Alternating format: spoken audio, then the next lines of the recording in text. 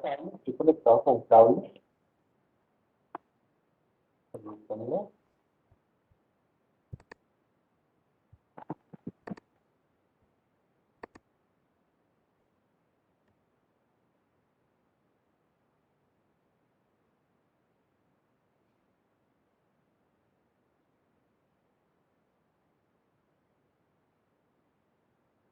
¿Ahí cómo me escuchan? ¿Ahí cómo me escuchan?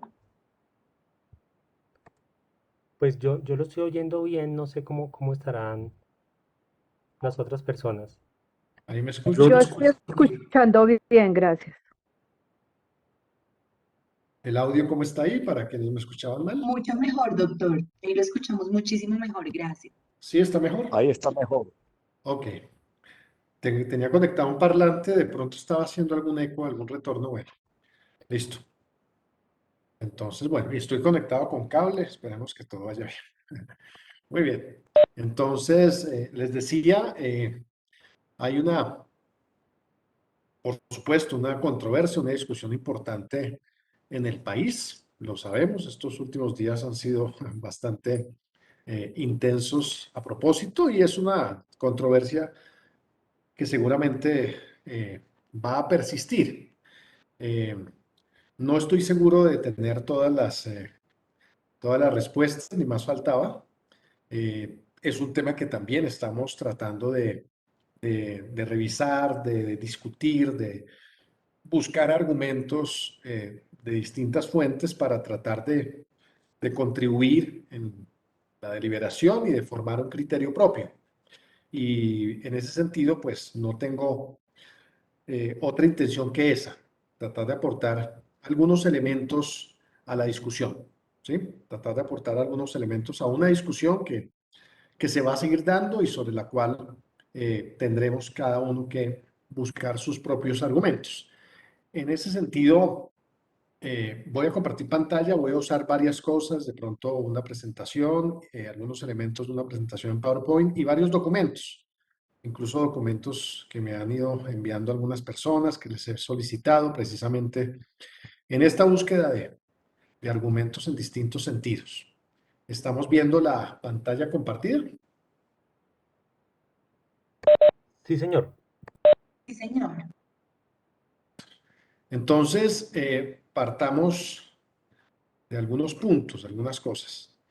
Una de las discusiones fuertes frente al tema tiene que ver con, por supuesto, esa tensión entre el reconocimiento de los derechos y libertades en el ámbito sexual y reproductivo de las mujeres y, por otro lado, el derecho a la vida del feto, de la vida humana en etapa antenatal. En ese sentido, sabemos que en general hay una tensión entre dos posturas a veces extremas, a veces hostiles, y entre esos dos extremos, pues también hay algunas posturas moderadas. Por un lado, sabemos, hay una postura que algunos llaman pro vida, pro life, y otra postura que algunos denominan pro choice o pro elección, pro elección. Así se han organizado estos debates en Estados Unidos, en Argentina, en México, en Colombia. Y ustedes ven, pues, que se toman ciertos símbolos, ciertas estrategias simbólicas, ciertos colores, etcétera, ciertos discursos en esta contienda, que es una vieja contienda. Eh, Quienes defienden la postura pro-life o pro-vida, generalmente coinciden también con una postura personalista frente a lo que algunos llaman el estatuto moral del embrión, es decir, cuál es el valor moral que le atribuimos al embrión. Hablamos de embrión antes de la semana octava, hablamos de feto por encima de la semana octava hasta el nacimiento. Entonces, la postura personalista le atribuye al embrión y al feto la característica de personalidad, entendida la personalidad como la posesión de derechos. ¿Desde cuándo? Desde la concepción, es decir, desde la unión de los gametos masculino y femenino, del espermatozoide con el óvulo. Desde ese momento se le considera una persona, es decir, una entidad humana capaz de representarse en términos de titularidad de derechos. Es un sujeto titular de derechos. Por ejemplo, el derecho a la vida, el derecho a la vida, derecho fundamental.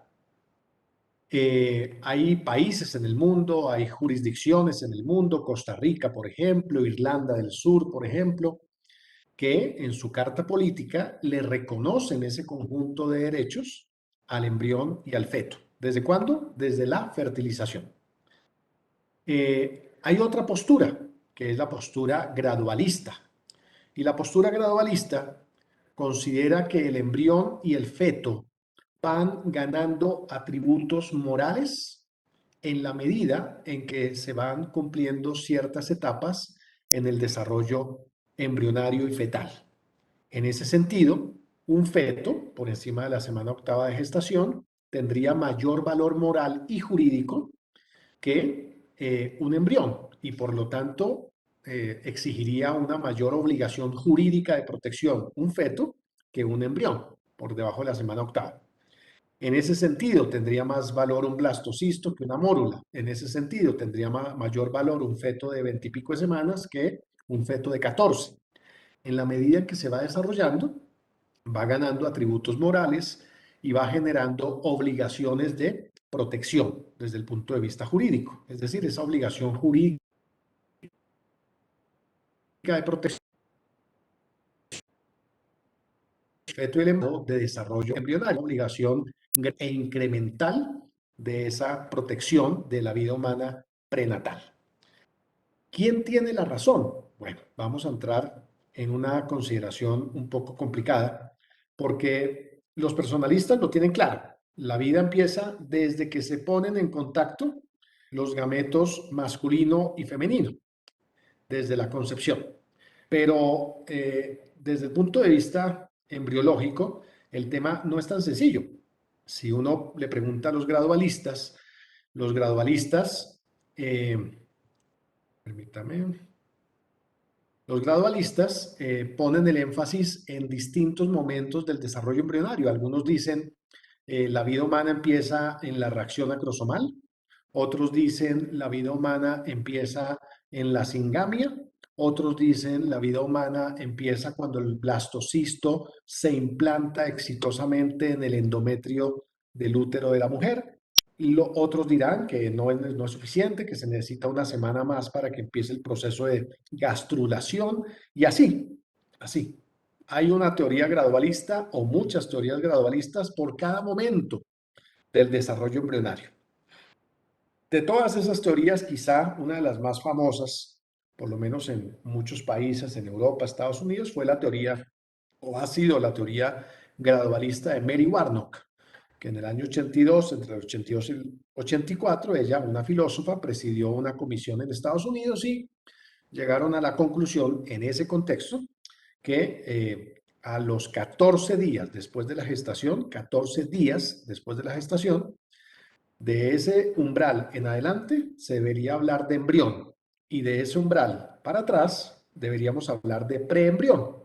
¿Y eso qué implicaciones tiene? Pues que con esa teoría gradualista de Warnock se autorizó el congelamiento sistemático de embriones sobrantes de procedimientos de reproducción asistida sin que hubiera algún tipo de penalización.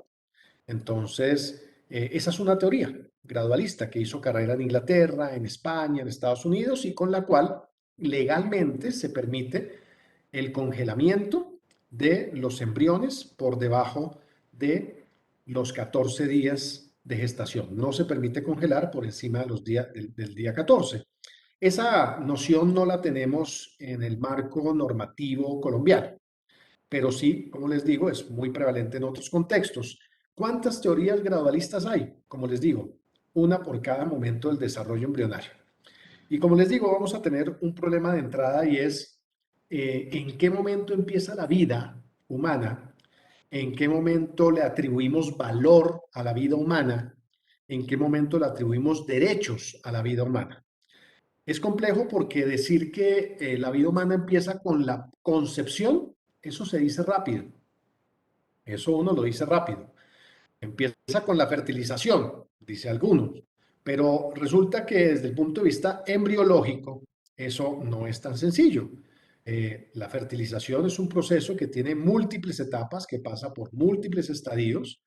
La reacción acrosomal puede durar horas, la singamia puede durar horas, la alineación de los pronúcleos masculino y femenino pueden durar horas. Son procedimientos complejos, de los cuales sabemos algunos rasgos moleculares y otros los estamos descubriendo. Son procesos inestables. La especie humana es una especie con una eficiencia reproductiva bastante baja. De 100 embarazos, menos de 20 llegan a feliz término. Entonces, va a ser difícil ponernos de acuerdo, porque en este escenario estamos tratando de hacer coincidir un juicio de realidad con un juicio de valor. Es decir, una cosa es que usted al microscopio vea un marcador del desarrollo embrionario o fetal. Ese es un biomarcador. Pero otra cosa es que usted le asigne a esa entidad, llámese embrión, preembrión, cigoto, blastocisto, etcétera, le asigne a esa entidad un valor moral y aún más un valor jurídico. Eso depende del punto de partida moral de cada quien.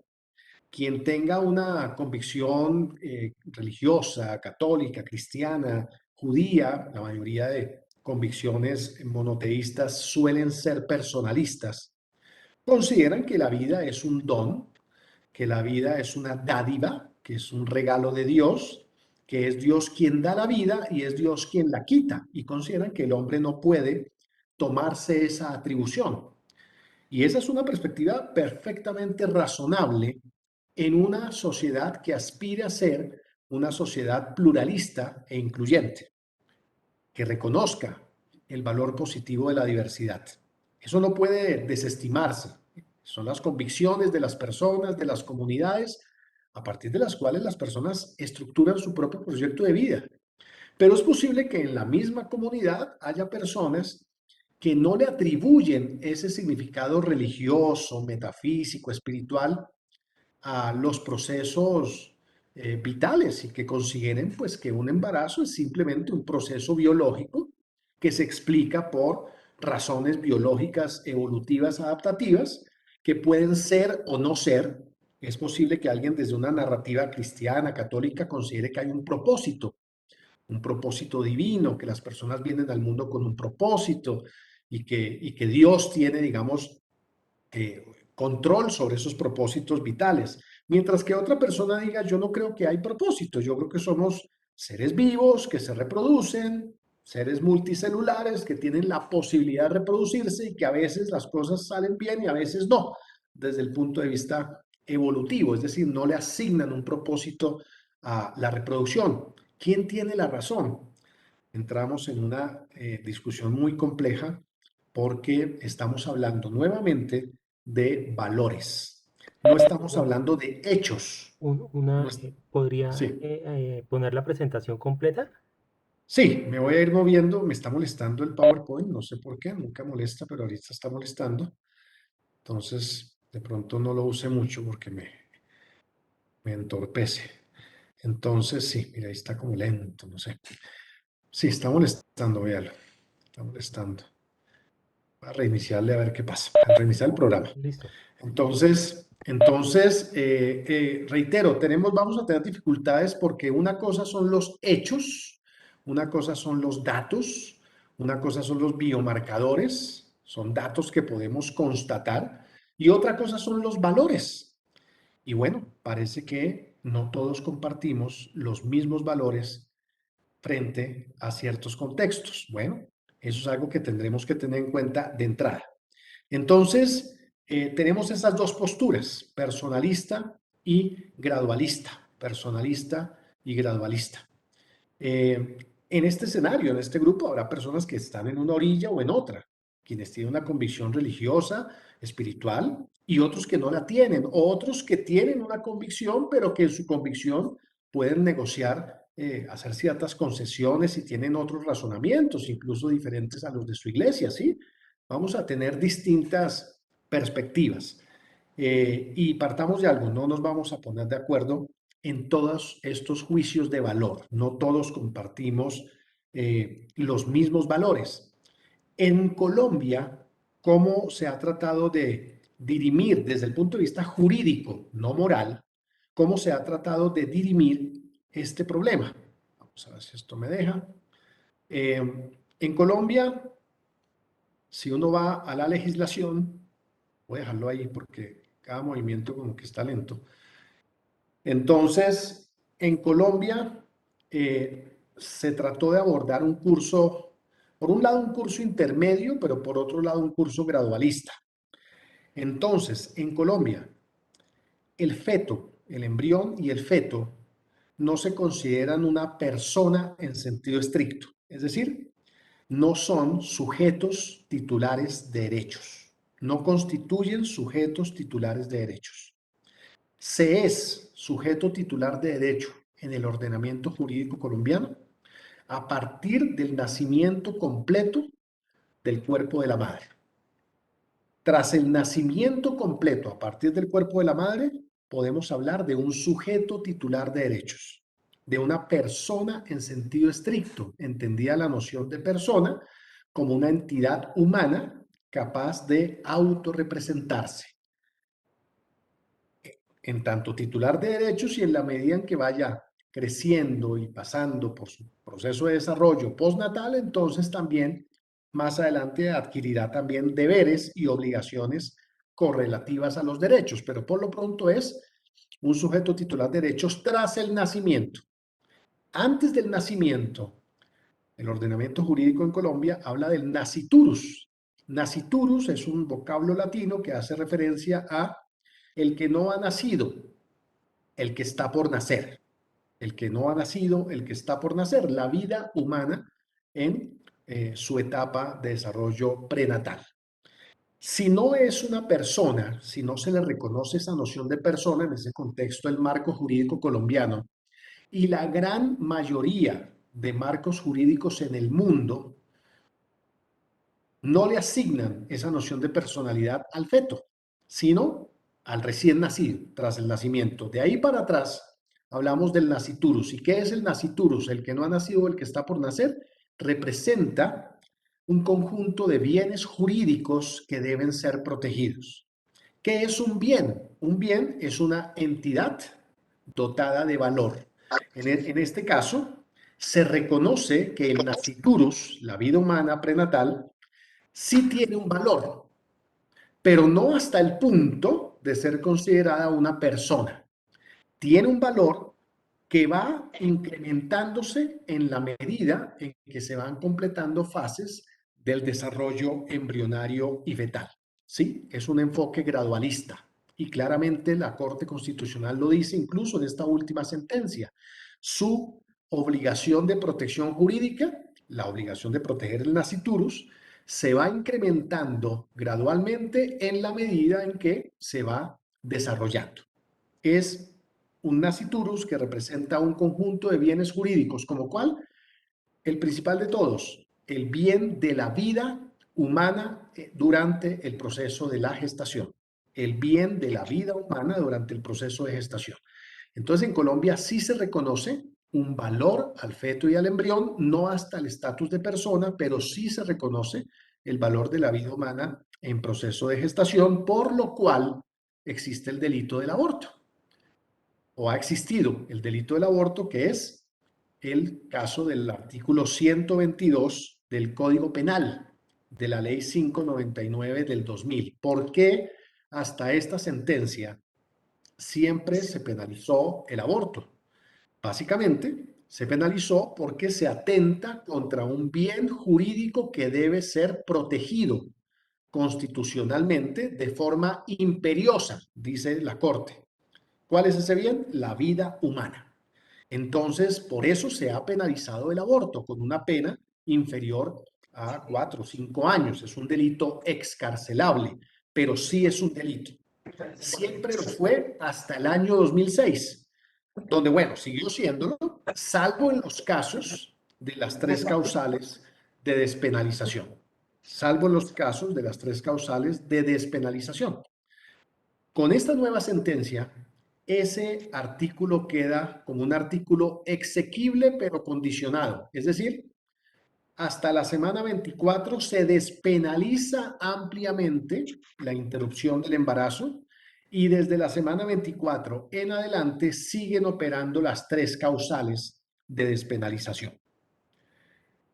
Lo cual no significa que se haya dejado de proteger, por lo menos en la retórica de la Corte, el bien jurídico de la vida humana en proceso de gestación, sino que en un proceso de ponderación de derechos y de intereses, dice, cuando ponemos en un lado de la balanza los derechos e intereses del feto o el embrión, la vida humana en proceso de gestación, versus los derechos de una persona en sentido estricto, de un sujeto titular de derechos y obligaciones, que en este caso es la madre, dice, en ese ejercicio de ponderación de derechos tenemos que optar por proteger los derechos de la madre. Y dicen algo, además, no significa que penalizar el aborto o insistir en la penalización del aborto realmente sean medidas efectivas para proteger al feto.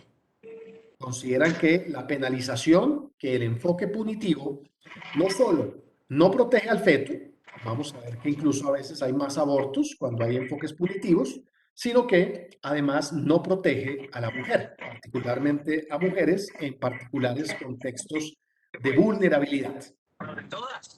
Entonces, bueno, ahí vamos viendo algunos elementos de contexto,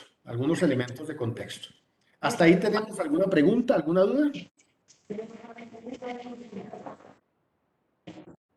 si por favor hay alguna duda, pueden levantar la manito que se encuentra casi como en la mitad hacia la derecha.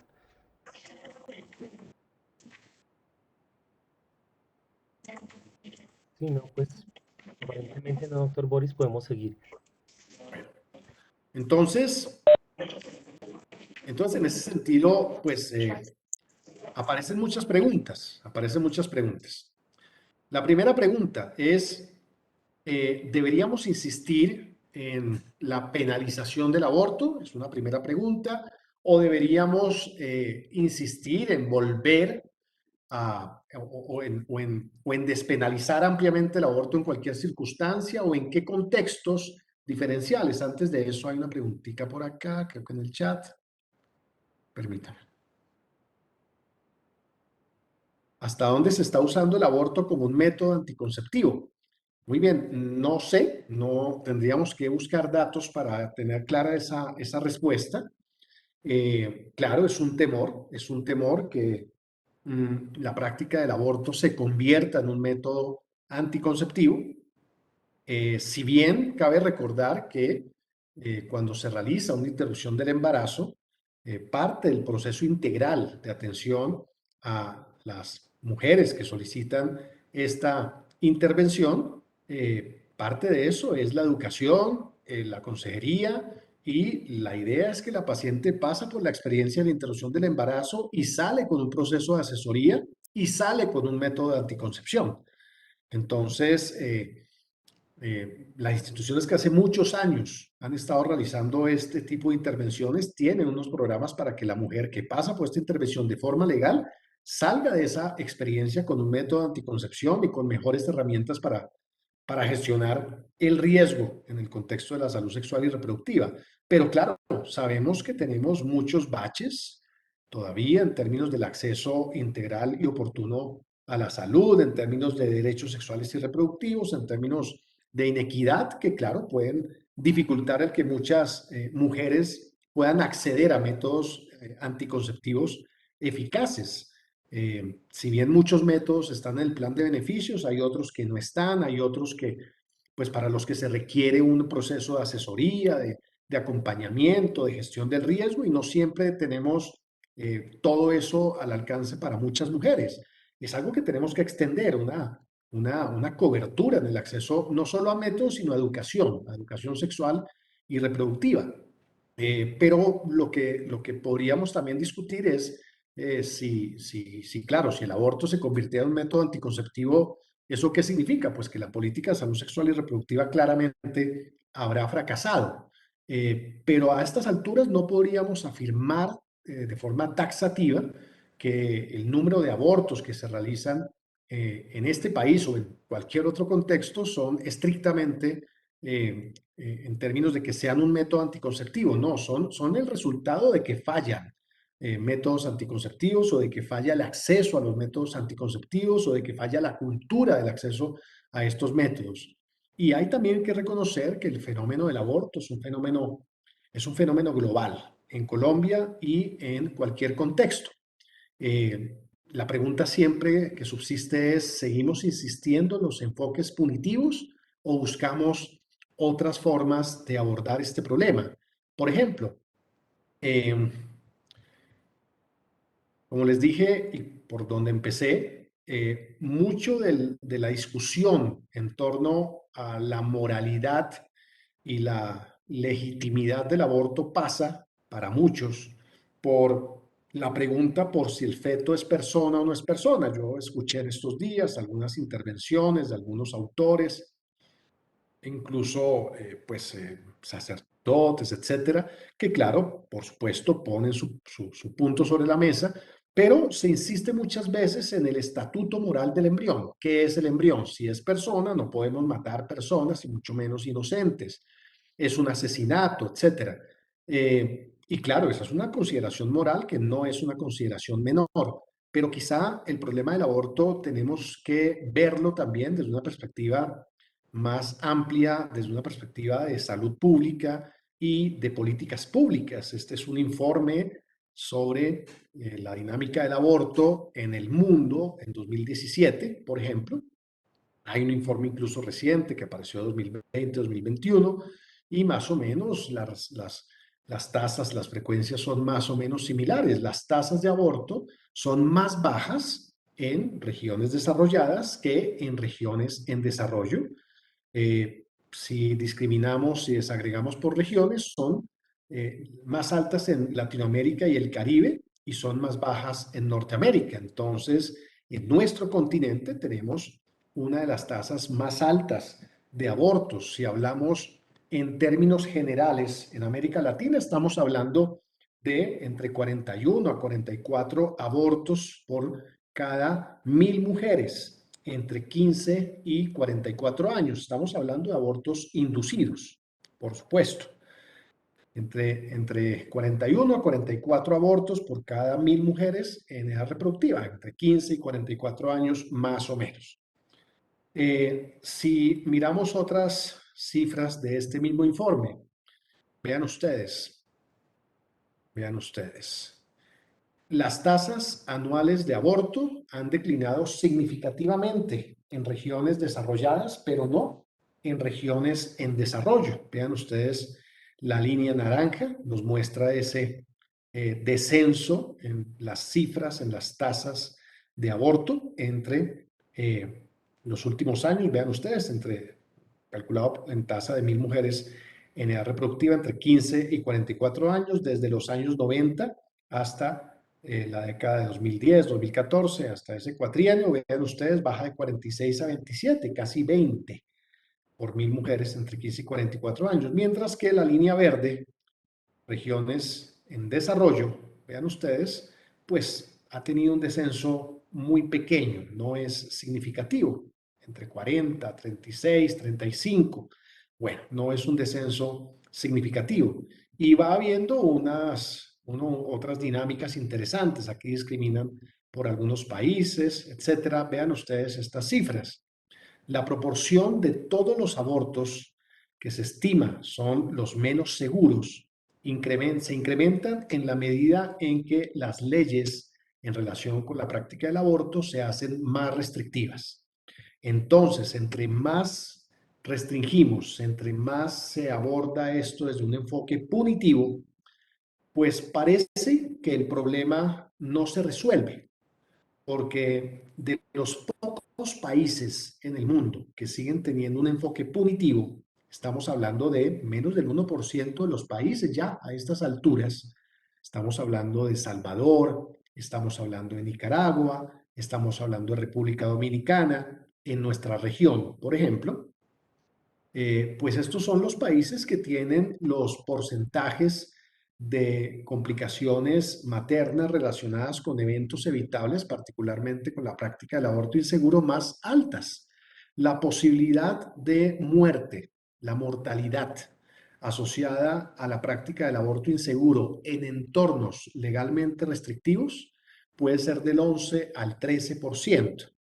Luego, no disuade a la mujer que va a abortar, porque vean ustedes que Latinoamérica, que es donde hay todavía más países con enfoques punitivos y además mayor sanción social por el entorno cultural, a veces no solo pesa la sanción legal, sino también la sanción moral, la sanción social, particularmente contra la mujer. Pues parece que ese enfoque no solo no disuade a las mujeres, igualmente lo van a hacer. Tenemos las tasas más altas de aborto desagregando por regiones del mundo, sino que además tienen un 11 a 13% de mortalidad materna asociada a esa práctica. Mientras que en países que hace rato han despenalizado la interrupción del embarazo, lo cual, claro, no es la única variable, tendremos que sumar otras variables relacionadas con acceso, con equidad, con determinantes, etcétera, pues el riesgo que tiene una mujer en Alemania, en Canadá, en Estados Unidos, de morir por complicaciones derivadas de un aborto inseguro es del 0.1%. 0.1 comparado contra el 11-13% en un país como Salvador, Nicaragua, República Dominicana o algunos países de África subsahariana. En Irlanda del Sur, por ejemplo, la Irlanda católica, que es uno de los países europeos que solo hasta hace unos pocos años flexibilizó un poco su política en relación con el aborto, pues las cifras de mortalidad materna eran comparables, estaban por el 10%, comparables con las cifras de Salvador. Y el uno es un país europeo, el otro es un país centroamericano. Y no obstante, lo único que tenían en común es el marco legal punitivo. El caso de Chile es un caso interesante.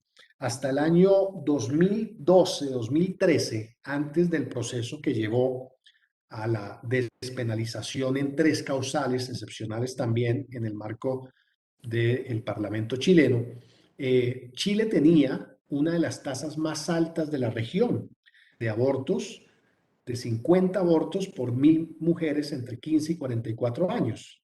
Ese dato es llamativo, el caso de Chile, porque en otras variables, en otros indicadores de salud pública, expectativa de vida, prevalencia de enfermedades cardiometabólicas, control de mortalidad perinatal, etcétera, etcétera, pues tiene muy buenos indicadores en comparación con muchos países de la región. En ese indicador se rajaba ampliamente. 50, incluso tenía más que Colombia, que en ese momento, 2012-2013, estarían 39, más o menos 39 abortos por 1000 mujeres entre 15 y 44. Chile tenía 50. ¿Y qué era lo único diferente en Chile en ese momento? El marco legal. Un marco legal que desde los días de la dictadura de Pinochet se endureció y que pues abordó este problema desde un enfoque puramente punitivo, desde la penalización. Entonces, estas son cifras, estos son datos que uno puede ir revisando. Aquí tenemos una carpetica completa, estamos trabajando algunos productos al respecto. Desde antes de la sentencia veníamos trabajando algunas cositas que tendremos que refinar ahora seguramente, pero aquí hay mucha información, muchos datos que más o menos coinciden en estas conclusiones. Estas son algunas gráficas que también describen la dinámica del fenómeno, unos estudios sobre, aborto inducido, aborto o embarazo no deseado, discriminado por regiones, por ingresos per cápita a nivel de distintos países, distintas regiones, y bueno, va llegando a conclusiones más o menos similares, más o menos similares. Vean lo que dice, por ejemplo, acá. Mire, nosotros no encontramos evidencia de que las tasas de aborto fueran más bajas en escenarios, en entornos donde el aborto está restringido. ¿Mm? Entonces, parece que restringir no es una medida eficiente de salud pública en este contexto. Entre más se estudia el fenómeno, parece que entre más se penaliza, la penalización no disuade, pero sí empuja el fenómeno a la clandestinidad. La mujer que no desea su embarazo en condiciones distintas, pero generalmente condiciones de desesperación, de vulnerabilidad, etcétera, y que ha decidido no seguir con su embarazo por la razón que sea, las razones son muchísimas, seguramente no va a ser disuadida por la penalización y va a encontrar la forma de hacerlo. Pero es posible que el mecanismo no sea el más seguro y esa inseguridad va a golpear con mayor violencia a las mujeres más pobres. La que puede pagarse el procedimiento de forma segura, seguramente va a acceder y va a encontrar la forma de resolver el problema. Mientras que las otras mujeres, no, ellas son las que van a tener complicaciones y hacen parte de ese 11 a 13% de mortalidad materna asociada a un evento evitable como es la práctica de un aborto inseguro. Además es una doble moral, ¿no? Aquí el aborto ha estado penalizado desde hace mucho tiempo, antes del 2006, después del 2006 estaba penalizado todavía, pero en 3 causales, entre comillas, excepcionales, y no obstante, todos sabemos dónde se realizan interrupciones del embarazo, en una ciudad como Bogotá. Eso lo hemos sabido siempre y eso se hace todo el tiempo. Entonces, en Colombia, el Instituto Guttmacher dice que tendremos alrededor de 400.000 o más abortos inducidos al año en Colombia, al año. Otros estudios, un trabajo de la Universidad Militar dijo no estamos de acuerdo, no creemos en esas cifras, hicieron su propio análisis estadístico y llegaron a una cifra de 68.000. Dijeron no son tantos, no son 400.000, son 68.000. Otro estudio de la Universidad Externada de Colombia dijo ni tan poquitos ni tantos, la mitad, 130, 150.000. El problema es que sea la cifra que sea, es un subregistro. Será siempre un subregistro porque esto está penalizado, sancionado moralmente y sea la cifra que sea, tendremos que multiplicarla por ¿cuánto? Por 2, por 3, por 5. Se estima, todas son estimaciones y es posible que sean estimaciones muy imprecisas, se estima que al año tenemos alrededor de 56 millones de abortos inducidos en el mundo. 56 millones al año.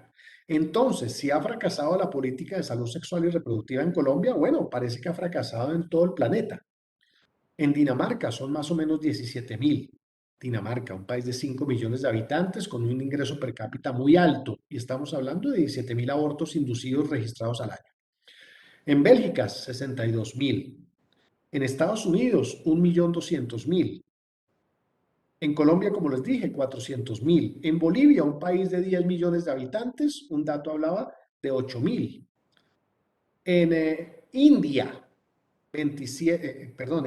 4 millones, 4.200.000. En China, 7.9 millones al año. Cuando usted suma todo eso, las estimaciones de 2019-2020 son 56 millones. Y como es un subregistro, pues entonces tendremos que quizá duplicar o triplicar esa cifra. ¿Qué hacemos con ese problema? Complejo. Pero sí parece que la simple penalización no resuelve el problema. En 1978, el Parlamento italiano, que estaba conformado en su mayoría por diputados católicos, decidió despenalizar ampliamente el aborto. En Italia, 1978, un país de mayorías católicas y con el Vaticano al lado. Y en el 78 despenalizaron el aborto sobre la base de estos argumentos. Básicamente, la sanción penal no resuelve el problema, empuja el problema a la clandestinidad, al estar en la clandestinidad, ni siquiera lo podemos abordar desde la salud pública, porque si es un problema clandestino, ni siquiera contamos con datos para poder caracterizar Mal el fenómeno. parqueado, mal parqueado. De pronto revisemos los micrófonos, les agradezco. Sí, por favor, vamos a Gracias. cerrar los micrófonos. Es que no Gracias. puedo verlo para hacerlo.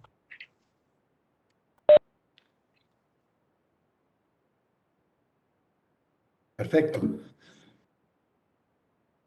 Entonces vean que el problema es un problema de unas dimensiones globales. Es un problema multifactorial, es un problema que se da aquí y se dan en otros contextos culturales, con matices distintos, porque hay países como la India, donde 60-70% de los abortos son feminicidios, básicamente porque muchas familias prefieren tener hijos varones que hijas, y es un tema cultural. Amartya Sen, el economista, premio Nobel de Economía, Si es niña la abortan acuñó, en la India o en de la pronto- China. Ariana, ¿tiene alguna pregunta? La escuchamos. No, perdón. Ahí está, ¿cómo apago esto? Tranquila, tranquila. Eso, perfecto. Igual estamos atentos si hay cualquier inquietud. Sí, sí, sí, hay entornos como la China, como la India, donde se recurre al feminicidio inútero, porque socialmente son más deseados los niños que las niñas. Amartya Sen, el premio Nobel de Economía, acuñó un término que se llama The Missing Woman, el número de mujeres que nos hacen falta. Y a 2008 él decía, por lo menos vamos en 55, 60 millones de mujeres que nos hacen falta. Ya ese desequilibrio de género en términos demográficos se está notando en países como la India. Entonces, los contextos, los entornos, las razones son complejas. Hay unos temas culturales muy complejos. Por ejemplo, durante la reunificación alemana, uno de los temas difíciles fue ese, porque las mujeres de los países del este, del este del muro de Alemania Oriental, pues venían con la tradición rusa del acceso rápido al aborto. Desde 1918, Lenin despenalizó el aborto en Rusia, no porque le importaran mucho los derechos sexuales y reproductivos de las mujeres, sino porque era necesario en el modelo económico ruso que las mujeres ingresaran al proletariado y trabajaran, y no podían hacerlo si se embarazaban. Entonces, todos los países de la cortina de hierro, pues, se caracterizaron por tener un acceso expedito a los métodos abortivos. Muchas veces ahí sí casi que como anticoncepción, mejor dicho, si en Cuba, por ejemplo, hasta hace algunos años, si una mujer tenía un retraso menstrual, podía rápidamente acceder a mifepristón, misoprostol, muchas veces sin prueba de embarazo. Sí, sí, sí, eso se puede, y eso explica por qué Cuba tiene una tasa de 78 abortos por 1000 mujeres entre 15 y 44. Después de Cuba, el segundo país es Chile, o era Chile hasta hace unos pocos años. Entonces, vean ustedes que es un tema demasiado complejo, que claro, cuando lo aterrizamos a nuestro contexto y nuestros determinantes, pues va adquiriendo unos matices particularmente distintos. Hace 2 años hubo un par de demandas de una abogada que quería tumbar la sentencia C-355 del 2006 con la intención de que se penalizara completamente otra vez el aborto. Eso significa que nos devolveríamos a ser parte del 0.4% de los países que insisten en la plena penalización, a pesar de que los datos de salud pública no apoyan estos enfoques punitivos. Bueno, esas 2 demandas no prosperaron. Por su lado, otros colectivos también instauraron otras demandas, pero en términos de garantizar un mayor acceso al proceso de interrupción, y bueno, fruto de eso es la sentencia que tenemos. Entonces, un punto a tener en cuenta es ver esto desde un enfoque de salud pública, desde un enfoque de políticas públicas. Por supuesto, aquí convergen muchas cosas. Aquí estamos hablando de equidad de género, aquí estamos hablando de factores culturales, de temas estructurales del sistema de salud. Bueno, estamos hablando, por supuesto, en salud pública de múltiples factores. Ahora, ¿qué dice la última sentencia frente a las causales? Algunos esperábamos que el tema de las causales se superara definitivamente.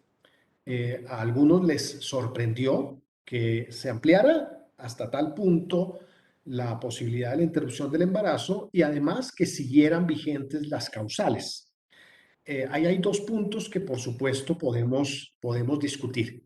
Por un lado, reitero, desde la salud pública, creo que hay que pensar en unos enfoques alternativos y eso es lo que dice, por ejemplo, aquí la ley orgánica en España, la ley 2 del año 2010. Aquí está la ley y están también los argumentos de la ley española. En España, hasta el año 2009, tenían las mismas causales que Colombia, las mismas, igualitas. Y en el año 2009 se reportaron más de 190.000 casos en España de abortos inducidos. Allá, aquí los llamamos interrupción voluntaria del embarazo, allá los llaman interrupción legal de la gestación. 190.000 en España. Y el grueso, 80-90% de esos casos, ingresaron al protocolo por una de las causales, afectación de la salud mental de la mujer. Entonces los españoles dijeron una de dos, o tenemos una epidemia de salud mental, o sea, casi 190.000 casos reportan problemas de salud mental, y eso es una epidemia, y eso implica pues que hay que activar algunas estrategias de salud pública, ¿cierto? O es posible que se esté abusando de esa causal. No vamos a discutir si la salud mental es o no salud, eso se da por descontado. Sabemos que estamos hablando de un enfoque biopsicosocial en términos de los procesos de salud y enfermedad.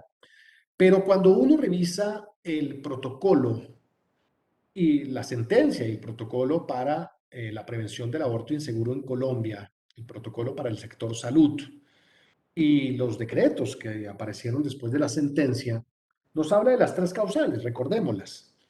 Primero, cuando la continuación del embarazo pone en riesgo la vida, salud, integridad de la madre. Segundo, cuando estamos hablando de una malformación fetal incompatible con la vida extrauterina. Y tercero, cuando el embarazo es resultado de una actividad sin consentimiento, de un acto no consentido, violación, acceso carnal, transferencia no consentida de embrión, inseminación artificial no consentida, cuando no hay mediación de la voluntad. Si uno revisa la primera causal en este documento, nos dice, mire, en cuanto a la salud física o mental, lo que se requiere constatar es la existencia del riesgo para la salud o integridad físico-mental de la madre por la continuidad del embarazo. La existencia del riesgo. Dice el mismo protocolo, no se requiere demostrar inminencia, ni gravedad, ni materialización del riesgo. Lo que se requiere es que exista la mera posibilidad de riesgo. Y dice más, quien define ese umbral de afectación, quien define esa existencia del riesgo, es la mujer. No obstante, se exige que la mujer pida un certificado médico. Entonces, algunos profesionales, incluso profesionales de la salud mental, se preguntan, no entiendo, si es la mujer quien en ejercicio de su autonomía define la existencia del riesgo y el umbral de posible afectación, ¿por qué entonces requiere un certificado médico? No requiere que se demuestre gravedad, ni inminencia, ni materialización, la mera existencia. ¿Qué sucede si el médico profesional de la salud mental o el psicólogo o el psiquiatra, revisando a la paciente y desde criterios médicos, desde la Lex Artis, desde el DSM-5, desde las normas de excelencia de la práctica, desde la evidencia, concluye que la paciente no tiene una afectación de su salud mental? Lo cual no significa que la paciente no esté sufriendo, lo cual no significa que la paciente no necesite adaptarse a una situación cambiante que le plantea el embarazo, lo cual no desconoce lo que significa la continuidad de un embarazo no deseado para una mujer. No estamos desconociendo eso, y menos un hombre puede decir eso, ¿no? Es una experiencia vital, intransferible, que solo la mujer puede contar y dar cuenta, solo ella. Pero es que estamos hablando de un certificado médico. Y hemos tenido casos donde el psiquiatra dice, pues, yo no encuentro criterios, porque es que estamos hablando de criterios médicos, ¿no? Uno puede estar en desacuerdo con el DSM-5, pero por lo pronto es la norma de excelencia de la práctica en psiquiatría. Son consensos que se construyen, imperfectos seguramente, pero es lo que hay. Es la Lex Artis, ¿no? Entonces, ¿qué pasa si el psiquiatra dice no cumple criterios de depresión o no cumple criterios de ansiedad? Pues el protocolo y la sentencia dicen no, es que no es el médico el que lo define, es la mujer quien define de forma autónoma el umbral de afectación y la existencia del riesgo. Entonces, ¿para qué pide certificado? Si lo que queremos es reconocer plenamente la autonomía de la mujer, pues reconozcámosla, sin ambigüedades, de frente. Entonces algunos esperaban, son posturas que hemos ido escuchando en estos días de todas las orillas, y algunos esperaban que se ampliara el acceso y se reconociera una mayor libertad para acceder a la práctica sin penalización, pero que se superaran las causales. Y bueno, no se han superado, porque siguen operando por encima de las 24 semanas. Entonces, ese es un puntico, digamos, a discutir, un puntico interesante a discutir. Particularmente esa causal, ¿no? Particularmente esa causal. Otro punto seguramente a discutir es el umbral, la edad, 24 semanas, ¿no? Y es seguramente el punto que mayor resistencia ha generado, porque el aborto en general genera resistencia para un buen sector de la población, pero en este contexto, seguramente hablar de un feto de 24 semanas, pues genera mayor resistencia. Y bueno, vienen preguntas, ¿en qué se basó la Corte? ¿En qué concepto técnico? Bueno, estamos tratando de indagar, estamos leyendo el documento, la nota de prensa ampliada que publicó la Corte. No encontramos todavía ese fundamento técnico como tal. Vamos a ver qué pasa con el texto completo. Hay algunos apartes de esta nota de prensa ampliada de la Corte donde se trata de argumentar el porqué de esta decisión constitucional. Entonces, aquí dice algunas cosas. Por ejemplo, se reconoce que se sigue tratando de proteger la vida humana en etapa prenatal. Se insiste en que no se ha dejado de lado el reconocimiento de los bienes jurídicos que representa el embrión y el feto. Se reconoce que esa obligación de protección es incremental en la medida en que se completa el desarrollo, pero que el enfoque punitivo, contrario a la intuición, no protege per se al feto. ¿Por qué? Porque hay más abortos. Porque parece que entre más endurecemos las penas, hay más abortos y más inseguros.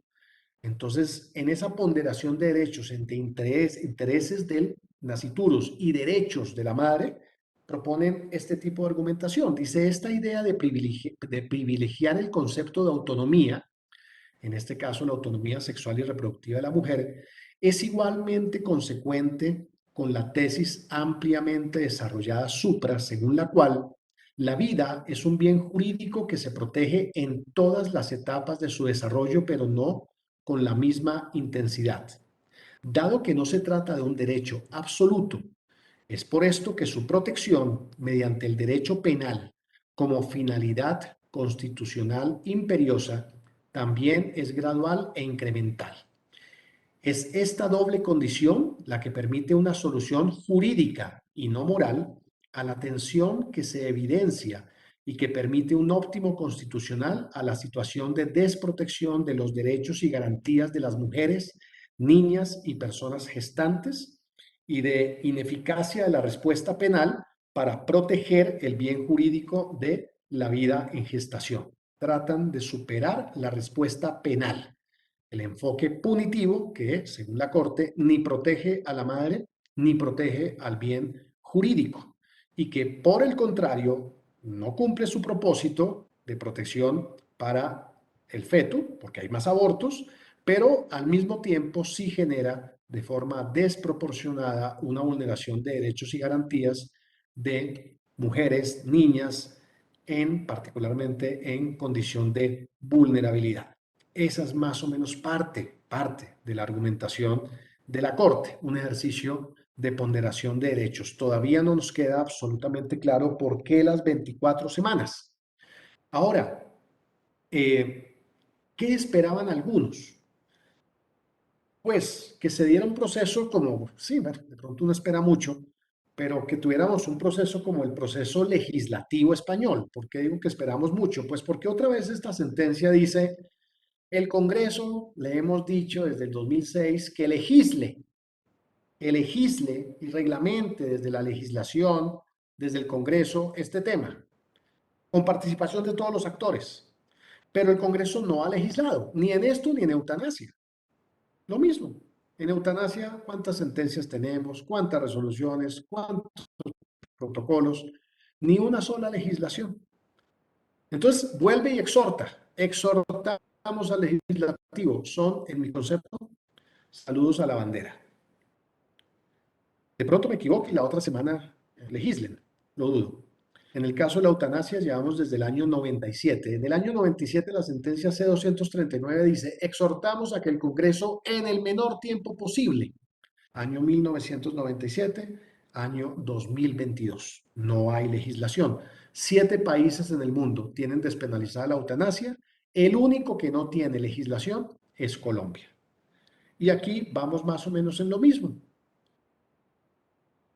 Ya despenalizamos hasta la semana 24 y no tenemos legislación. Solo exhortaciones. ¿Qué habrían querido algunos? Sí, que tuviéramos algo que representara un progreso en estas discusiones y que se articulara, porque es que hay un ejercicio que generalmente hacen los juristas, que es un ejercicio de derecho comparado.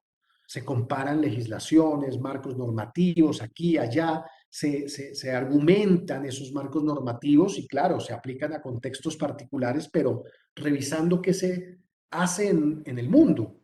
Pues en el mundo, desde el año 1973, 22 de enero del 73, se promulgó en Estados Unidos la sentencia Roe versus Wade, famosa sentencia que despenalizó el aborto en Estados Unidos. Claro, las leyes federales cambian, pero en el 73 hubo digamos, un pronunciamiento, una promulgación de una sentencia de las cortes, de las altas cortes, y se despenalizó ampliamente el aborto con unas reglas. Hasta la semana 14 se privilegia la autonomía de la madre. La madre decide de forma autónoma por la razón que prefiere, si quiere o no continuar con el embarazo. De la 14 hasta la 22 en Estados Unidos se aplican causales, pero con unas reglas muy claras. Y por encima del umbral de viabilidad fetal o neonatal mejor, no se permite la interrupción del embarazo. No se permite el feticidio en fetos maduros, sanos, por encima del umbral de viabilidad neonatal. En España, bueno, lo mismo opera en Canadá, lo mismo opera en Alemania. En España, después de ese estudio que les mostré, que les comenté de los 190,000 casos, etcétera, y el abuso de la causal salud mental, dijeron, bueno, si lo que queremos es darle autonomía a la mujer, pues hagámoslo de forma clara. Y aparece esta ley orgánica 2 de 2010. Esta ley que estoy mostrando ahí, parte de su justificación, estableció también unos rangos de acuerdo al desarrollo embrionario y fetal, donde hasta la semana 14 la mujer decide sola. De la semana 14 hasta la 22, igual se aplican causales relacionadas con salud mental física de la madre, pero con unas reglas muy claras.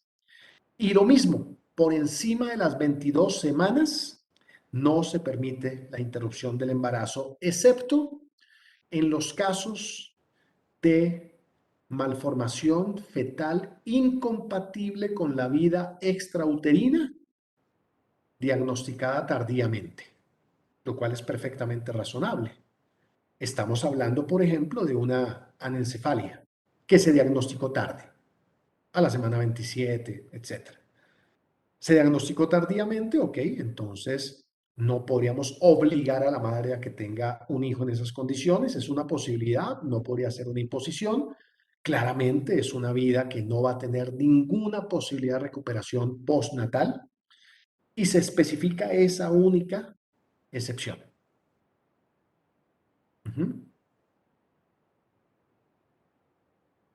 En Colombia eso no quedó tan claro. Colombia eso no quedó tan claro. Vean que en Colombia nos apartamos del derecho comparado, de las legislaciones que han sido influyentes en este escenario. No, en Colombia nos fuimos de una vez a las 24, sin otras consideraciones, digamos, de desarrollo gradual, y siguen funcionando las causales por encima de la semana 24. Es decir, existe todavía la posibilidad de seguir realizando feticidios en fetos sanos por encima del umbral de viabilidad, y eso para algunos pues, es particularmente problemático. Ahora, las 24 semanas, las 24. Bueno, esto lo hemos debatido y discutido estos días pues, con colegas y con neonatólogos y con ginecobstetras y con embriólogos y con neurólogos y bueno, las 24. Entonces, esta mañana hablé con un profesor de embriología de la Universidad del Rosario y me decía, pues mire, desde el desarrollo, desde la embriología, las posibilidades de viabilidad para un recién nacido a las 24 semanas en Colombia son muy bajas, muy bajas. Él me decía, hacia la semana 25, 26 en adelante hay mayores posibilidades, pero a la semana 24 realmente me decía él, hay muy pocas posibilidades de viabilidad como recién nacido prematuro extremo. He estado hablando estas últimas horas con una neonatóloga que hizo la maestría de bioética con nosotros y que, bueno, investiga mucho en el tema y me envía datos como estos, producto de investigaciones de su grupo en otra ciudad. Entonces, nos habla de la definición de zona gris en el caso de recién nacidos prematuros. 22, 24 semanas es una zona gris en países desarrollados. Recordemos que en las guías de reanimación neonatal en Estados Unidos se habla de 23 semanas como el punto de corte, que claro, como todo siempre hay que ponerlo en contextos específicos, pero el límite que abordan es 23 semanas y 400 gramos de peso estimado al nacer. En Colombia, vean ustedes, el umbral el umbral de zona gris está entre las 23 y las 25 semanas, es decir, un umbral en el que no es fácil sacar adelante un recién nacido. Digamos que de la 25, 26 en adelante y por encima de 500 gramos tenemos mucha más experiencia, muchos mejores resultados, pero entre 23 y 25 es una zona particularmente gris. ¿Gris por qué? Porque las posibilidades de recuperación son muy bajas, pero hay algunas posibilidades de recuperación o unas posibilidades de supervivencia. Otros datos, vean ustedes, por décadas, un feto fue considerado viable de sobrevivir por fuera del útero de la madre en el tercer trimestre, entre las semanas 24 y 28. Hoy, con los desarrollos del cuidado intensivo neonatal, la ventilación mecánica. La edad estándar de viabilidad en Estados Unidos está establecida en la semana 24. Más aún, un feto de 22 semanas tendría aproximadamente un 25% de oportunidad de supervivencia y algunos pediatras consideran el umbral de 22 semanas como el nuevo estándar de viabilidad. Pocos, si no ningún recién nacido antes de la semana 22 han sobrevivido. Un recién nacido a la semana 24 tiene un 40-70% de oportunidad de supervivencia con tratamiento activo en un hospital. Aún si ese prematuro sobrevive, estará en riesgo serio de ciertas complicaciones médicas y de ciertas secuelas. Hemorragia intraventricular grado 3, grado 4, secuelas neurológicas, hipoxia perinatal, etcétera, etcétera. Claro, esto es en Estados Unidos. ¿Sí? Vean que en Estados Unidos algunos están diciendo llevemos el umbral de viabilidad hasta la semana 22, pero en Colombia pues todavía no podemos atrevernos a tanto. 23, 25 es una zona gris. Ella me mandó otros trabajos, venga a ver si los encuentro por acá. ¿Dónde está? Venga a ver. Otro trabajito que me mandó, una encuesta que ellos hace unos meses hicieron con neonatólogos de todo el país y la mayoría considerarían la edad gestacional para maduración pulmonar desde, vean ustedes, desde la semana 24. También la edad gestacional para realizar la reanimación, casi 30% a la semana 24. Evidentemente la mayoría reanimaría a la semana 25, pero 30% reanimaría a la semana 24. Vean ustedes, 27.6% intubaría recién nacidos con edad gestacional a las 24 semanas. Sí, claramente preferiríamos que tenga 25, 26 y más de 500 gramos de peso al nacer, pero un buen porcentaje se la jugaría por reanimar a estos pacientes a las 24. Entonces es una zona particularmente gris, particularmente gris. No encuentro otro trabajo que ella me envió, de pronto lo cerré, pero es un póster de una investigación que ese grupo hizo. Los llevaron a un evento y muestran cómo en ese trabajo en Colombia los mejores desenlaces se dan de la 25, 26 semanas en adelante y más de 500 gramos.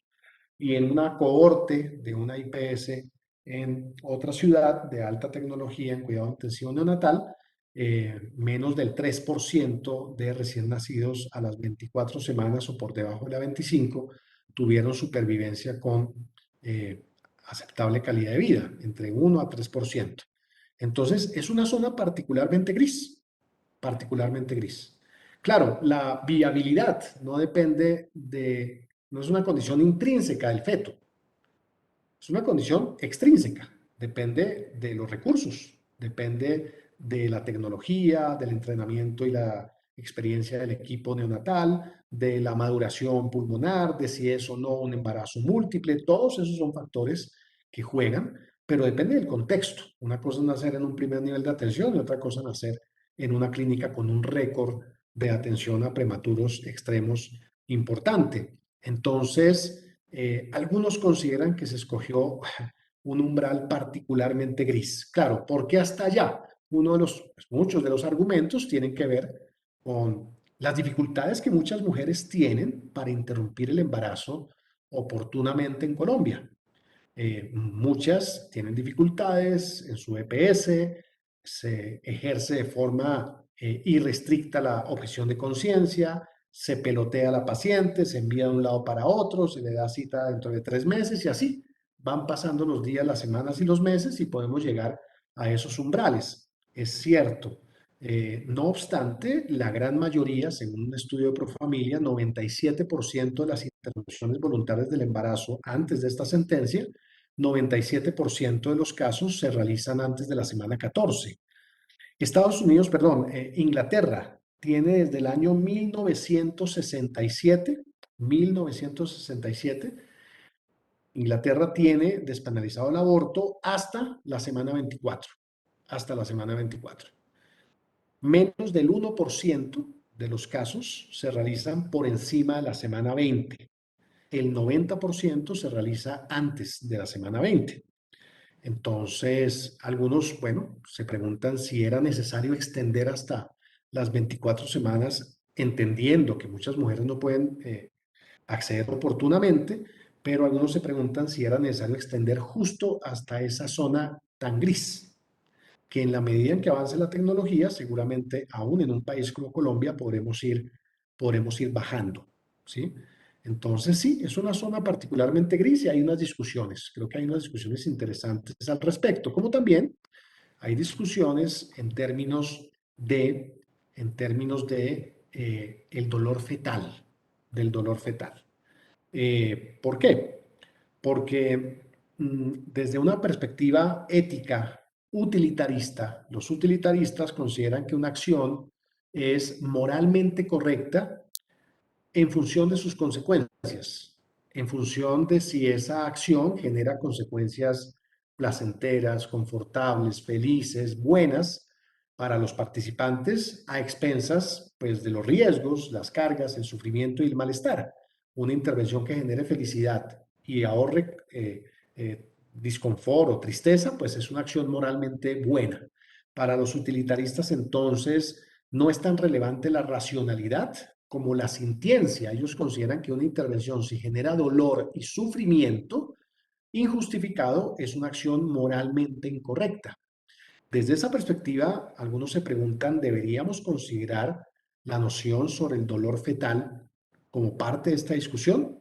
Bueno, este es un estudio multidisciplinario, sistemático sobre dolor fetal y bueno, dicen, no es fácil llegar a ese nivel de detalle para evidenciar si hay o no dolor fetal o en qué intensidad o si ese dolor se hace consciente, eso no parece muy claro, pero sí se sugiere que hacia la semana 24 en adelante, de la semana 24 en adelante, se constata que hay vías espinotalámicas y talamocorticales funcionales, vías espinotalámicas y talamocorticales funcionales que podrían ser sensores de dolor y de sufrimiento.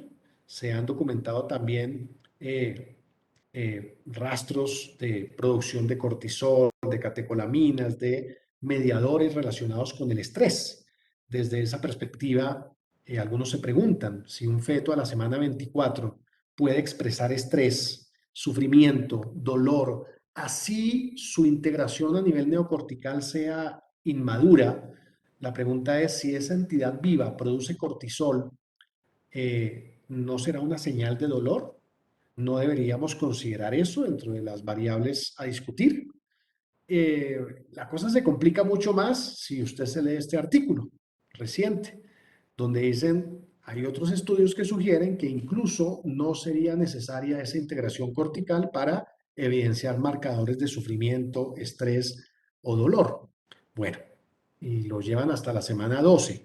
Bueno, la cosa ahí puede ser mucho más compleja. Pero bueno, algunos autores dicen, por lo menos deberíamos considerar la posibilidad de la analgesia en el caso de fetos hacia la semana 23-24. Bueno, vean los debates que se van dando.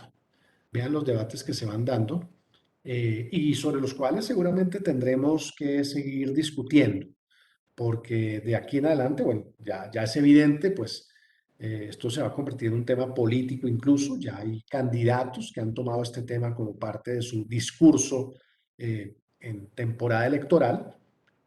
Esto pasa siempre en Estados Unidos, uno de los temas que siempre divide a los gringos en las elecciones es el tema del aborto. Y el problema es que, claro, lo distorsionamos la discusión, la llevamos a extremos, caricaturizamos las dos orillas de la discusión. Bueno, tendremos que llenarnos de razones desde la evidencia médica, desde el derecho, desde las convicciones morales de cada quien, desde la filosofía y la bioética, para llegar seguramente a cursos de acción intermedios, porque los cursos extremos, pues parece que en este caso no nos ayudan y algunos han propuesto, bueno, busquemos cursos intermedios como, por ejemplo, lo que propusieron los españoles, con un marco legal que vean ustedes, la semana 22 está claramente por debajo del umbral de viabilidad. Hay unas, digamos, unas obligaciones de protección tanto para el feto como para la mujer, que se van incrementando en la medida en que transcurre el embarazo y con unas reglas mucho más claras. La Ley Orgánica 2 de 2010 de España es mucho más clara que muchas ambigüedades de nuestra sentencia C-355 del 2006. Y termino con esto. Hay una propuesta también hace años, desde el año 96, que es la propuesta de Lawrence McCulloch y de Frank Scherbenak. Ellos son dos especialistas en medicina materno-fetal y son también bioeticistas. Y ellos hace años, desde el 96, 98, acuñaron un concepto, la noción del feto como paciente, el feto como paciente. Y ellos dicen, mire, la perspectiva que podemos tener nosotros desde la medicina materno-fetal es diferente a la de cualquiera, porque nosotros interactuamos directamente con el feto. El feto es nuestro paciente, al igual que la madre. Operamos al feto, realizamos intervenciones in útero. Entonces la relación que tienen con el feto es muy distinta, conocen sus variables y su interacción más que cualquiera. Y ellos dicen, yo no sé si el feto es persona o no es persona, yo no sé si tiene o no derechos, dicen, es una discusión jurídica y filosófica, pero para nosotros es nuestro paciente. Entonces, ¿qué proponen ellos? Ellos dicen, antes del umbral de viabilidad, el valor moral del embrión y el feto lo otorga la madre. Es la madre quien desde sus derechos sexuales y reproductivos le asigna un valor moral al feto y al embrión. Y esa autonomía sexual, reproductiva, debemos respetarla. Y también coinciden, como lo hace en eso la argumentación de la Corte y como también lo hace la argumentación de la ley española, lo dice aquí atrásito, dice, dado que la intervención determinante de un tercero en la formación de la voluntad de la mujer gestante, ese tercero puede ser la pareja, puede ser la sociedad, puede ser la iglesia, puede ser el Estado, puede ser la ley. Es decir, el desconocer la autonomía de la mujer gestante no ofrece una mayor garantía para el feto. ¿Por qué? Porque hay más abortos y a la vez limita innecesariamente la personalidad de la mujer. Entonces ellos están de acuerdo con eso. Ellos dicen, creemos que es la mujer la que le otorga el valor moral a su hijo, a su embarazo. Pero dicen, una vez superado el umbral de viabilidad, el respeto por la autonomía de la mujer cambia a una obligación de beneficencia hacia el feto. ¿Por qué? Porque es un feto que es un paciente y que tiene posibilidades razonables de supervivencia por fuera del útero de la madre. Entonces ellos dicen, antes del umbral de viabilidad, respetemos la autonomía de la mujer. Por encima del umbral de viabilidad, no se interrumpe el embarazo. No están de acuerdo con el feticidio en fetos maduros y sanos en embarazos, por ejemplo, embarazos a término. Ellos dicen, en ese caso, solo se justificaría, igual que la ley española, cuando nos enfrentamos a una malformación fetal incompatible con la vida extrauterina diagnosticada tardíamente. Bueno, esas son algunas consideraciones que proponemos. Muy bien, no sé qué opinen, qué piensen, qué aportes tengan.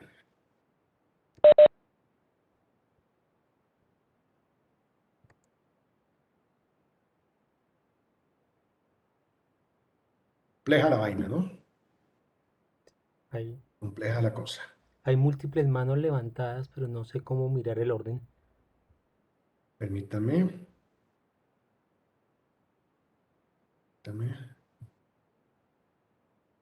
Yo tampoco veo. Voy a dejarte compartir a ver si veo bien el mismo.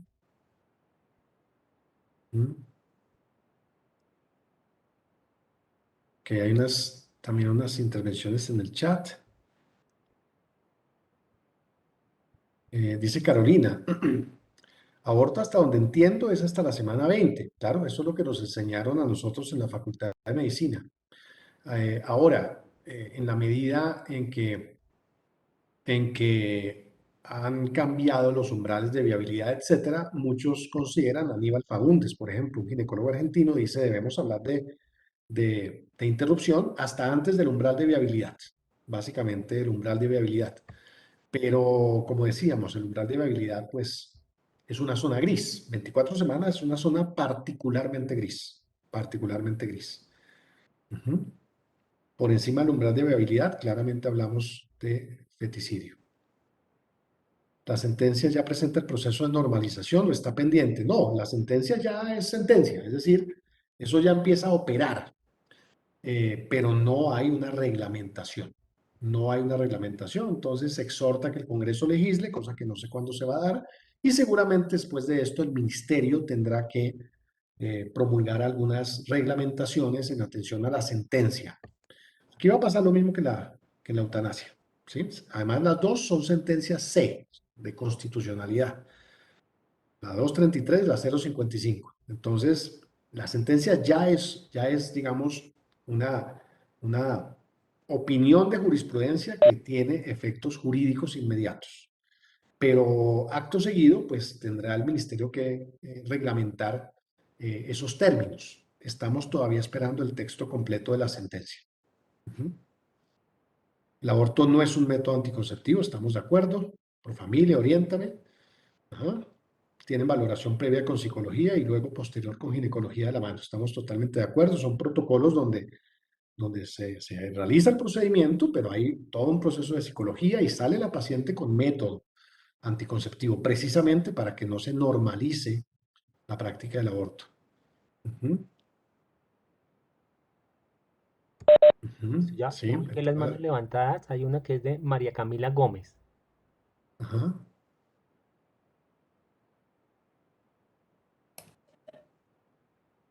Yo comprendo el punto de vista de que esto es muy importante para la salud pública de la mujer y uno ve que a nivel mundial la mayor parte de abortos y que han demostrado una menor mortalidad para todas porque siempre va a seguir abortando la mujer independientemente de la posición, es antes de las 13 semanas. El punto Ujú, álgido que hemos cuestionado muchos colegas ha sido el hecho de que se extienda a una edad donde estamos cerca de la franja gris y donde también podría, debido la misma calidad del sistema de salud, donde se está viendo que se dilatan los procesos, en donde vemos, personalmente vi mujeres que tenían todas las causales de una IVE comprobada desde el primer trimestre, citas de un procedimiento de estos a más de un mes. ujú. Entonces, ¿qué procedimiento se va a exigir como médicos para que esos procesos no sean tan prolongados? Esto debería ser como un código lila, como una lesión personal que debe ser de una oportuna y muy rápida atención, porque si no, lo que va a ocurrir con una edad tan amplia que va a poner es en riesgo a las mujeres de una cantidad de procedimientos altamente invasivos donde vamos a tener más riesgo para la misma mujer de mayores complicaciones, de trauma psicológico al ver un feto ya más desarrollado al final de un procedimiento de estos. Y las dilaciones de las EPS pueden llevar a que a mí me autorizaron a las 10, 12 semanas y la cita me la dan ya cuando voy a llegar a las 20, siendo un procedimiento más complejo, a que si hubiera un umbral más corto donde me digan es obligatorio que aquí a la próxima semana ya se efectúe el proceso previa asesoría psicológica y demás de nuestra paciente, que tenga una decisión bien confirmada, así como lo haríamos en un procedimiento de salud sexual, tal como una esterilización permanente, una vasectomía en una persona joven que es totalmente válida y no se atentarían contra los derechos sexuales y reproductivos. Entonces, el punto más álgido creería que todos coincidimos en que es importante para salud pública el hecho de que se tenga el acceso legal, pero que se prolongue a una etapa donde está cerca de la viabilidad con un sistema de salud donde ha sido tan complejo el proceso de autorizaciones. De acuerdo, de acuerdo. Esto tiene que ser una urgencia y debe manejarse como una urgencia. Eh, el tema es que lo hemos vivido innumerables ocasiones desde el 2006 y es pues las barreras que se le plantean a la mujer para el ejercicio de sus derechos y el ejercicio irrestricto de la objeción de conciencia. La objeción de conciencia es un derecho, protege los valores y la integridad del individuo. Es una salvaguarda contra el ejercicio arbitrario del poder. Si no existiera objeción de conciencia, no existiría una sociedad con aspiraciones democráticas. Pero la objeción de conciencia tiene reglas y su principal regla es no constituirse en una fórmula de vulneración de derechos. Protege al objetor, pero no puede vulnerar derechos de los demás. En ese sentido, veremos qué sucede con esa supervisión de las solicitudes. Aquí de pronto será necesario hacer algo como lo que se propuso en la resolución 971 del año pasado, 2021, en el Listo. tema de eutanasia, y es que había muchas solicitudes de eutanasia, y no se engaverió dentro de las eh, propuestas de la resolución 971, dice que tenemos que crear un sistema de información, un censo y unos sistemas de alerta. O sea, si inmediatamente un paciente solicita el procedimiento, hay que verificar unos criterios, unos derechos, el derecho a acceso a cuidados paliativos, salud mental, etcétera, y que se cumpla toda la ruta como estaba estipulada. De lo contrario, si no hay una supervisión, pues muchos de estos casos van a llegar a la semana 24 o 27 o 30. Ahora, como les digo, el 97% en Colombia de las interrupciones del embarazo son incluso por debajo de la semana 14, ¿sí? Y en Inglaterra,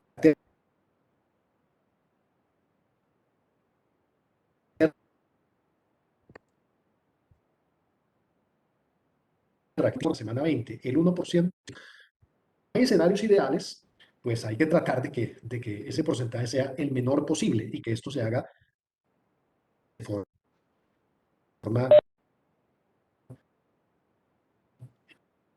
eh, oportuna y básicamente para hablar de educación y políticas públicas hace parte de todo esto. La misma sentencia, necesitamos un apoyo integral y bueno, unas salvaguardas y unos procesos de educación sexual que también tendremos que promover en el país. Hay una pregunta aquí en el chat interesante. Dice, espera, a ver, ¿dónde está? ¿Qué pasa cuando en el contexto de un feticidio este es extraído del útero y continúa con vida? Dejaría de ser un nasciturus, se convierte en un sujeto de derechos y sin embargo no se le prestan servicios para preservar su vida. Hay casos en que se les deja morir. Es terrible, estamos de acuerdo, o sea, es un escenario terrible y además es terrible porque las sociedades humanas nos inventamos unas ficciones, ¿sí? Unos umbrales, unas categorías para tratar de organizar las decisiones, pero son ficciones, es decir, antes de nacer es nasciturus, es un bien jurídico, pero no es persona. Pero cuando nace de forma completa a partir del cuerpo de la madre, ahora sí es persona. Como si los procesos biológicos se entendieran de esas fronteras arbitrarias que nos imaginamos, ¿no? Sí, es una tragedia seguramente un escenario como ese, pero en el contexto normativo se supone que el feto, si se decide el feticidio, que como sabemos eso tiene sus controversias, etcétera, el feto no puede nacer con vida, es decir, hay protocolos para inducir la muerte in útero. Básicamente, inyección de cloruro de potasio intracardíaca, inyección de digoxina intraamniótica, clampeo de cordón. Bueno, hay distintas técnicas para que el feto no nazca con vida. Si nace con vida, es sujeto de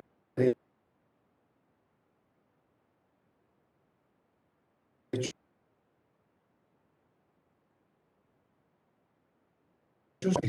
No podría dejarse la titularidad de derechos según la ley 1098 del 2006, según la Convención Internacional de los Derechos de los Niños y las Niñas. No podría dejarse sin atención. Pero estamos de acuerdo, un hospital del distrito alguna vez le envió una carta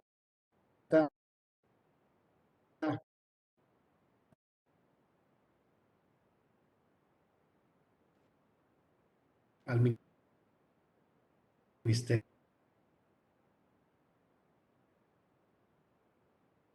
para asegurarse de que no nazca con vida.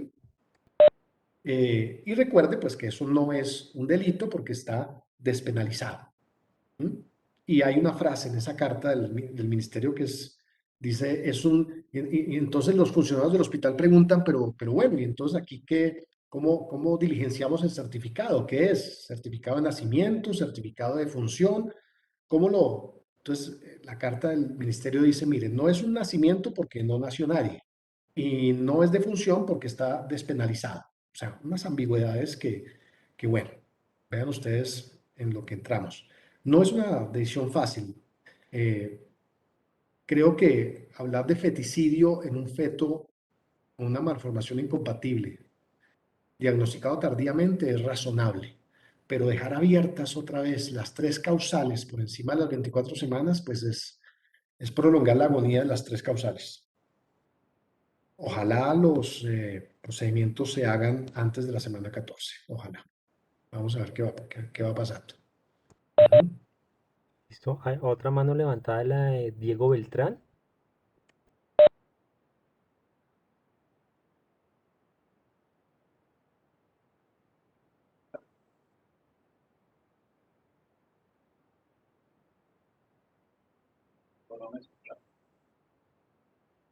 Diego, sí, lo escuchamos. Bueno. Sí, señor. El comentario honestamente va dirigido más hacia esta gente que se rasga las vestiduras por las 24 semanas y bueno, el asunto es, y yo lo pienso más, pues desde las crisis normativas que acongojan a la humanidad, y yo me pregunto, bueno, digamos, inventemos que hiciésemos ilegal toda forma de interrupción después de las 24 semanas, porque hay que feito, ¿de acuerdo? Vale. La pregunta es, ¿yo cómo abordaría ese tema con una mujer que no quiere parir un hijo? Porque es que, bueno, yo acepto que no soy mujer, ni tengo la capacidad para parir, ¿de acuerdo? ¿Sí? Pero yo pregunto y me pongo en los zapatos de una mujer y yo digo, ¿será que el evento de vida llamado parir y el acto de escuchar el llanto de un niño me generará un trauma psicológico y sufrimiento psicológico y existencial indebido? Porque esa es una preocupación que yo me pongo a pensar. Porque sí, digamos que lo prohibimos, pero ¿quién va a dar a luz a ese niño? ¿Sí? Entonces es eso. Y lo otro, no sé, yo lo quiero como decir para sacármelo de la mente. Yo considero personalmente que la vida humana se da con el nacimiento, puesto que, bueno, son referencias que yo he leído, puesto que para que haya vida y vida en dignidad, uno tiene que ejercer la dignidad humana, y una de las cuales es la conciencia. ¿Cómo puedo yo pensar que hay vida digna o que hay vida humana si no hay conciencia, autodeterminación y autonomía? ¿Sí? Ese es un segundo comentario al aire que quería expresar en público. ¿Sí? Pero lo primero, mi preocupación es el primer comentario. Es cómo hacemos para que una mujer que no quiera parir dé a luz a alguien que no quiere parir. Que suena tonto y si suena tonto lo siento. Eso era lo que quería mencionar. Bueno, lo que quería preguntar. No.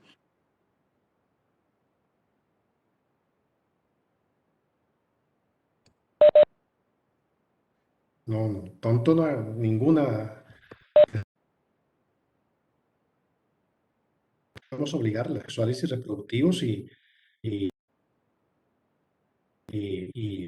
con la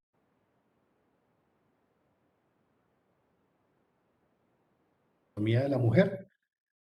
No protege a la mujer, claramente no.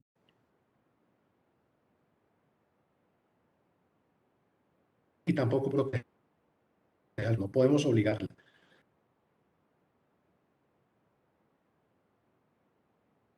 Hay que favorecer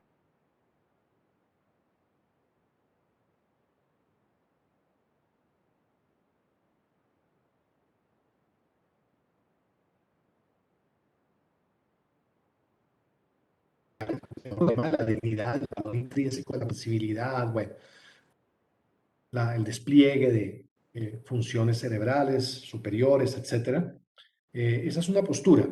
Otros sectores no están de acuerdo, consideran que lo que nos reúne como seres humanos no es la conciencia, sino la vulnerabilidad, porque hay seres humanos que hacen parte de la comunidad humana y no tienen los mismos niveles de conciencia o de desarrollo cognitivo. Estamos hablando de personas en diversidad funcional, estamos hablando de personas con trastorno neurocognitivo mayor, la persona con una enfermedad de Alzheimer en estadio FAST 7C, en estadio final de su enfermedad, es posible que su conciencia esté irreversiblemente deteriorada y no obstante sigue siendo parte de la comunidad humana. O un paciente en un estado vegetativo, un síndrome de vigilia sin respuesta, permanente, sin posibilidades de neurorehabilitación, sigue siendo parte de la comunidad humana. Entonces, algunos ponen el énfasis más en la sintiencia, por ejemplo, por eso el tema del dolor, para quienes defienden esa noción utilitarista, el tema de si el feto siente o no es un tema relevante, y otros ponen el énfasis en la vulnerabilidad. Entonces consideran que, bueno, hay otras formas de aproximarse a la noción de dignidad humana, pero claro, el asunto de la conciencia no es un asunto menor. Ujú.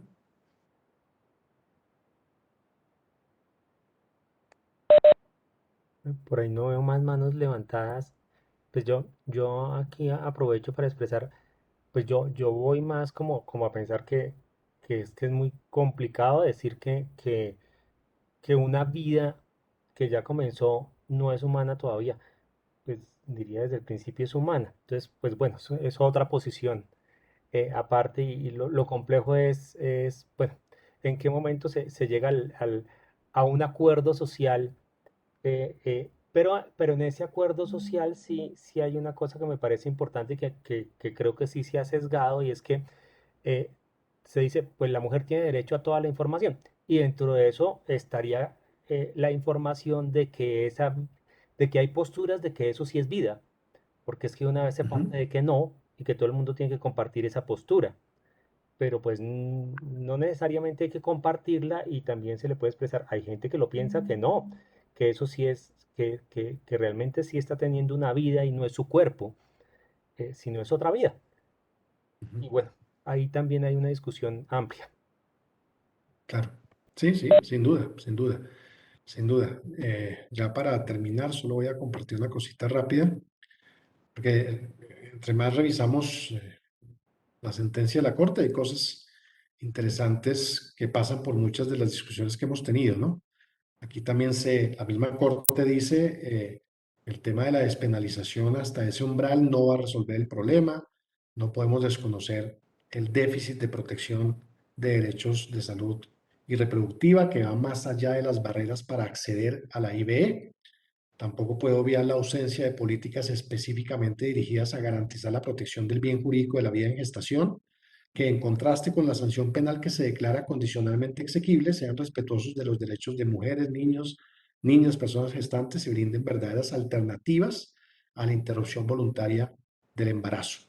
Entonces, reconoce que esto debe hacer parte de una política mucho más amplia, mucho más integral de salud sexual y reproductiva.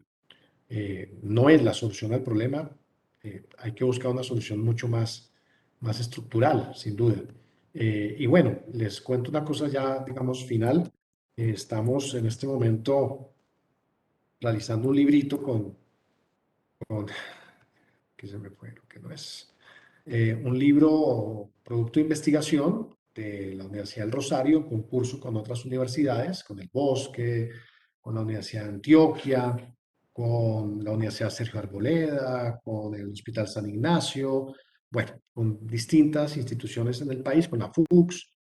Fue una propuesta que arrancó hace ya algunos meses, ya hemos recibido varios capítulos, precisamente para abordar la discusión en torno a la interrupción voluntaria del embarazo desde la perspectiva bioética, desde el bioderecho y desde la salud pública. Lo que queremos es proponer un libro que reúna distintas perspectivas y que aporte a la discusión. Entonces, en el libro ya hemos recibido, por ejemplo, aportes de autoras y autores que están a favor de la despenalización amplia de la interrupción del embarazo. Tenemos ya el capítulo de una médica.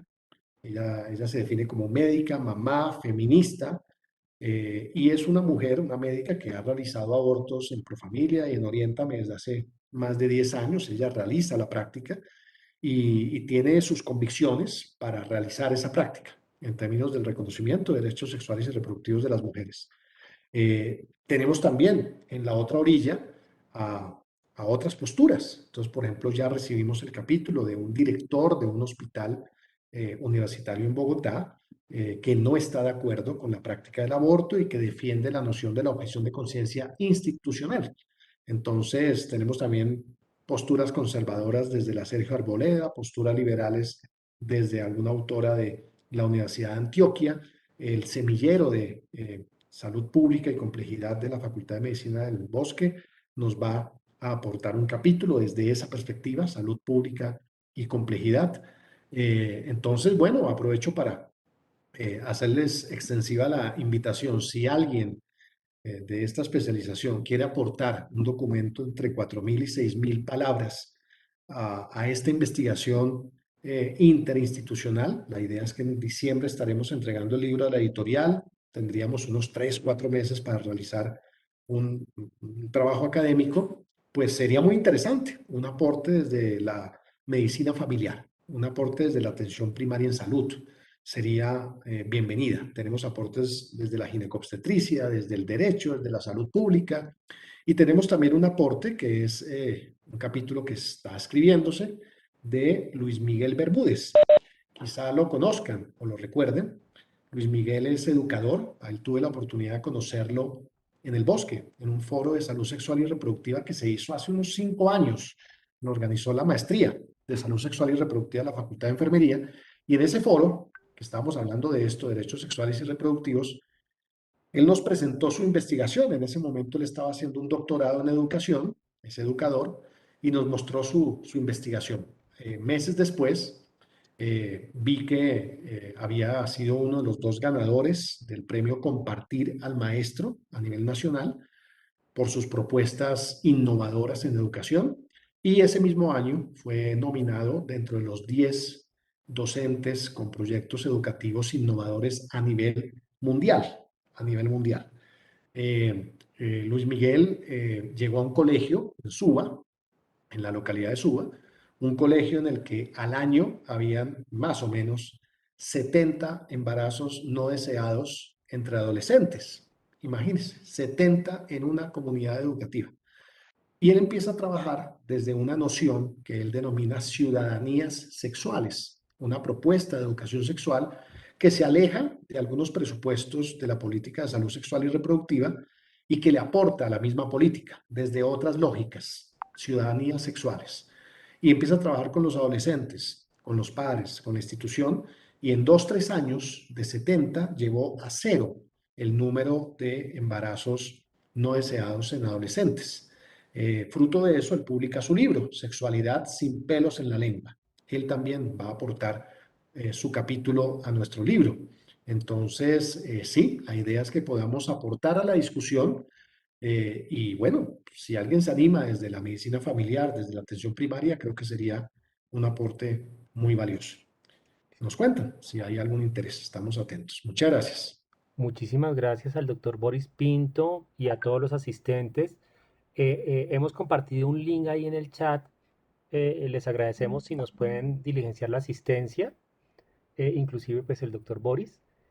Eh, pues creo que como siempre, doctor, usted nos hace un planteamiento muy reflexivo de las diferentes posturas, de las diferentes razones, eh, pues que nos deja pues un pensamiento amplio acerca de qué es lo que está ocurriendo y que pues podemos flexibilizar cada quien un poco nuestra posición, que a veces se vuelve un poco radical, eh, eh, pues porque en últimas nos toca ir llegando a acuerdos sociales muchas veces y pues solamente con estos diálogos académicos nos podemos ir entendiendo un poco más, aunque como decía usted al principio, pues es un tema tan polémico que estar todos de acuerdo va a ser un imposible, pero sin embargo por lo menos sí podemos identificar como esas diferentes posturas y podemos cada uno de nosotros identificarnos más dentro de esa magnitud como está.